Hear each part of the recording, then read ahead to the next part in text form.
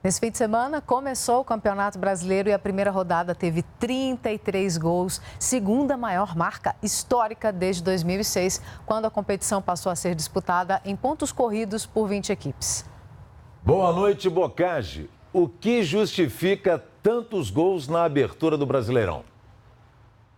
Boa noite, Pedro. Boa noite, Catiúcia. Bom, a média de gols foi até razoável, 3,3, né, em 10 jogos. Mas tivemos 2 jogos com 5 gols, a vitória do Atlético Paranaense sobre o Vasco 4-1 e a vitória do Bahia 3-2 sobre o Corinthians. Isso faz com que o número de gols aumente. Como há uma disparidade grande entre algumas equipes do Brasileirão, é muito provável que a gente tenha essa média elevada. Mas eu destaco também que a rodada não teve nenhum empate pela primeira vez na história desde 2003, quando o Campeonato Brasileiro começou a ser disputado em pontos corridos. Pedro.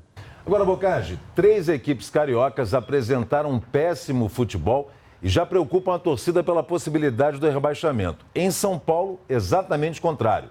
3 boas vitórias dos paulistas e apenas uma derrota do Corinthians, após ser campeão estadual. Como entender tamanha diferença? Pois é, realmente não dá para entender. Uma dessas situações aí envolveu exatamente um paulista e um carioca. O São Paulo venceu o Botafogo por 2-0. O resultado do Vasco foi mais surpreendente pelo placar, mas não pelo resultado em si, já que foi em grama sintética. Isso sempre causa dificuldade.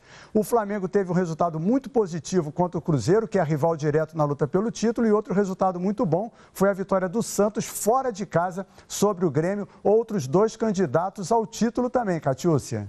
Boccagi, quais os destaques da próxima rodada que acontece no feriado, né? 1º de maio.